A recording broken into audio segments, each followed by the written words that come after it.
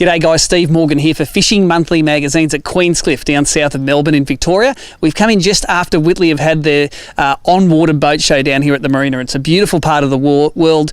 The water's crystal clear and I'm in one of the Whittley CW1950s, which is part of the affordable range of Whittleys that they're making at the moment that can satisfy both the family and the fishermen. This one's powered by a 115 horsepower Yamaha motor. And Alan Whittley, come on board through this lovely walk-through transom and tell us a little bit about the hull, because you've had a lot of people through these boats in the last few days, and how is the feedback about being able to get into the boat on the water? It's a pretty unique experience, isn't it? Yeah, like obviously what you can see there, this is the original John Savage Mako hull, so it's a proven hull.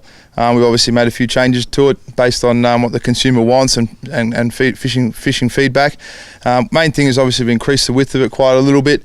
We've also put these moulded in rear pods, which you'll see us out on the water, create a lot of stability at rest. Nice walk through rear transom. That's always been a big thing with the original CW range, was access into the back of the boat. We've obviously improved that. It's got the folding rear engine outboard well that folds down, so it's got a nice flat transom, so you can maximise your fishing room in the back, which a lot of the competition don't have. So yeah, looking forward to getting on the water down here at Queenscliff and having some fun, Steve. Yeah, well, look, we're going to go and take some stats on this boat out on the water, but my initial impressions are what a beautiful laid out boat and what a beautiful deck. You do all the routing for the sea deck yourself in-house. Yep, and it's obviously standard with all the rubber flooring, which is fantastic.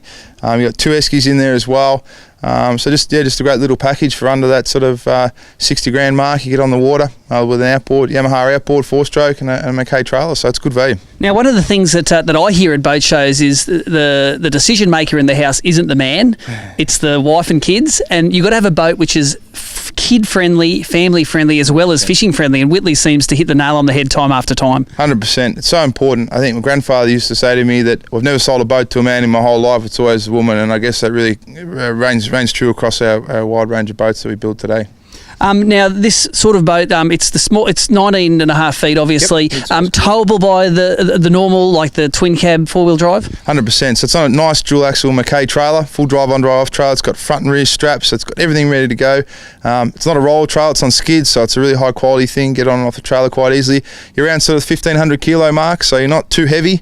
Fits in most people's garages. Obviously the canopy folds down, which is a big thing, so it'll fit in most people's garages. But yeah, only a little boat to tow around, which is great. A good step into boating, I guess. Obviously got the CW1950 below this model, a little bit more affordable and that sort of stuff, but this is, I guess, the first step into a bigger boat, you know, a bit more capacity to go offshore and chase some tuna and marlin and that sort of stuff, and it's sort of the stepping stone into that sort of style of boating. Well, that's what we like doing at Fishing Monthly. We like putting these boats on the water and getting out and bringing back you some of the performance statistics.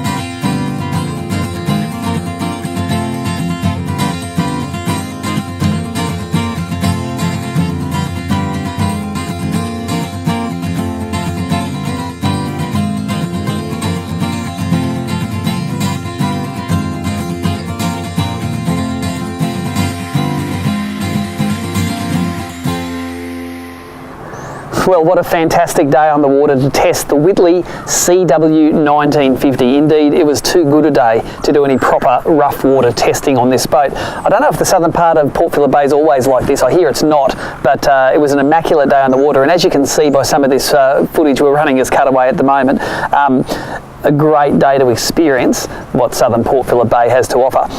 This boat powered by the Yamaha F115 4-stroke outboard, a very popular platform. It's on thousands of boats all across Australia, and of course it didn't fail to impress us.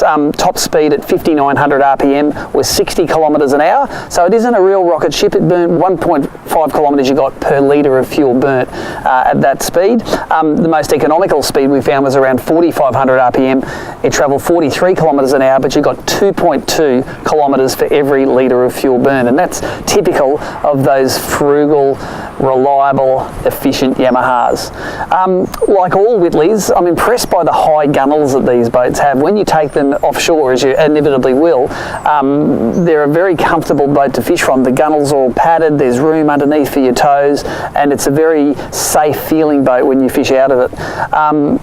The highlight of this hull, I suppose, though, is that moulded in pods. This is an old Savage hull, Alan tells me, but it's been modified with a little bit more width, and those pods, instead of just being two fiberglass little duckboards that are bolted on the back of the boat, these are actually integral in the hull, so they carry a little bit more buoyancy in the back, and they add to that inherent stability of the boat.